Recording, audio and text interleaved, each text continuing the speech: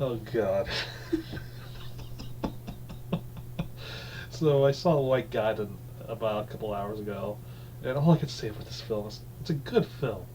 It's a it's Rise of the Planet of the Dogs, basically, and it's two stories. You get the story of the dog, one dog in this, the lead dog, who's basically the leader of the pack, and you have its owner, well, its favorite owner, this girl. Basically, they're trying to reunite because the girl's dad is a dick. Oh, is he a dick? Let this poor dog out in the wild.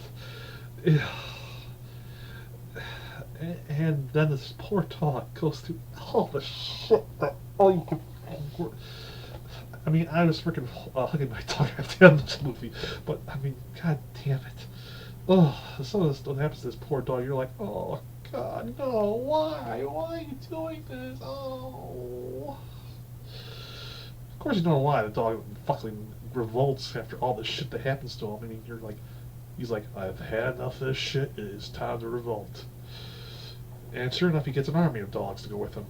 And honestly, that's what I mean, the opening part of the movie's the heroine, the girl, being on a bike, and all of a sudden these dogs just swarm her Hitchcock like.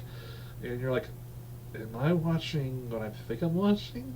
What the? Okay. And then I couldn't help but think in my head, the moment I'm seeing this, thinking, oh god, it's that Rick and Morty episode. Snowball's come back. This is the dimension he's done in. And then I'm suddenly thinking, Summer, where are my balls, Summer? Where are my balls? Not to mention, I chose the name Snowball because I am as graceful as snow in the winter. My coat is warm, whatever the heck it was. Freaking got so much stuff. And afterwards, I had to watch the freaking episode. Oh god. Oh, this is really the wrong type of thing to be laughing at. I mean, this movie's really good. I mean, it's nicely directed. It's nicely paced. I mean, there's a more hour-line message to this.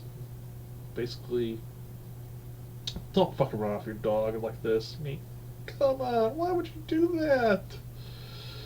Oh, I mean, I sympathize with the female character, but the dad, oh come on, why the fuck, man? And also, there's like a middle class message here almost. I mean, I got like almost like, is this supposed to be a middle type class? Do you think of an upper class? Because I've seen the dogs pretty much like this, and the humans being like this. And, I mean, you totally get that thing too. And I mean, it's a good film.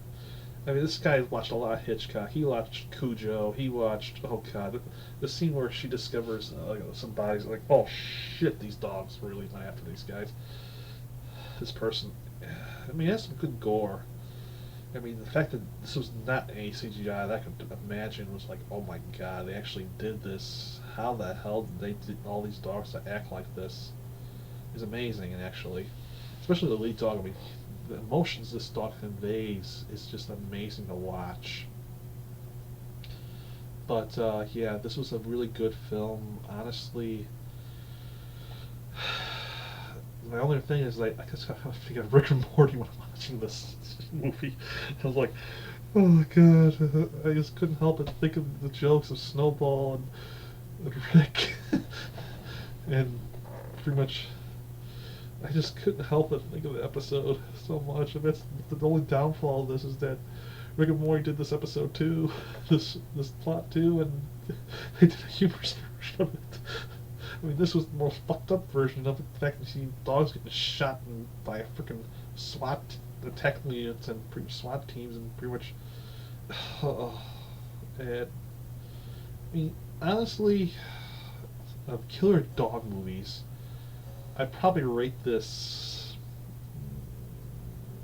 number two. I mean, Cujo's number one for me. I mean, that's probably just the worst movie of a killer dog I can imagine because that fucking thing scared the living shit out of me when I saw that when I was a kid. Didn't help my love for Stephen King movies though. I mean, that's probably one of the few Stephen King movies I actually like. That and Night Flyer. Even though I think that basically is the most un-Stephen King-like movie of the bunch, because I think it's a short story. I gotta read that short story. Never did, but gotta redo that. So I mean, I enjoyed the movie. I mean, Miguel Ferrer was fun in that movie. Anyway, I'm going off tangent here. Back to the White God.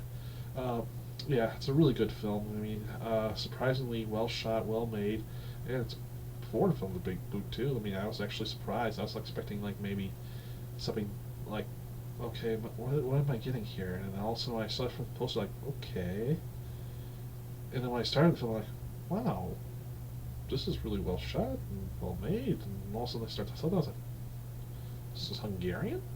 Wow. So yeah, I mean, this is a really good foreign film. I mean, I was taken aback. I didn't expect this. I was expecting something bad when I was asked to be seeing this. But then again, the person recommended this movie also recommended Housebound. So 2 for 2, this guy who recommended me this. So thank you for that. You didn't try to break my mind like other people did. But then again, last year someone did, but this year they gave me a good movie. So maybe next year they'll probably destroy me with something very, very horrible. Who knows? We'll find out then. So there's my review of White God. I mean, it's a very fun film. Honestly, it's a ride that you, if you're a dog owner, you're like, oh dear God, it's your worst fear, seeing what happens to a dog.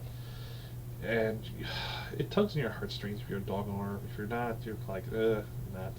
If you hate dogs, you probably love this film, except for the parts where the dogs are pretty much are taking over the world or the town. You probably think, oh fuck, this is probably your worst nightmare.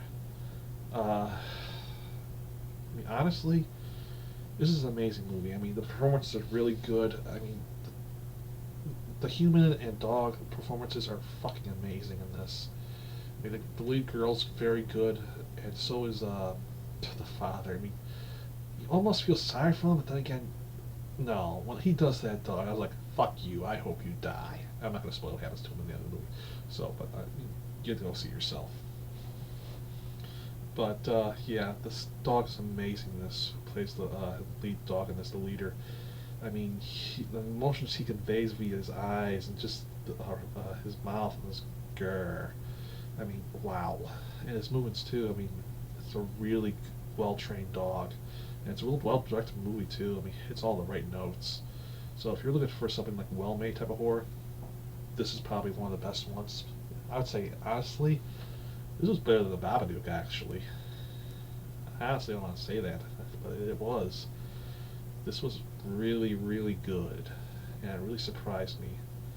So yeah, if you want something that's pretty much up there, go see this film. It's on Netflix right now. That's how I saw it. So there you have my review. And one more day left, and this is all over. Oh dear God, I'm curious to see what this will be like next to the last movie, final review. Here's hoping it's gonna be a good one. Until next time.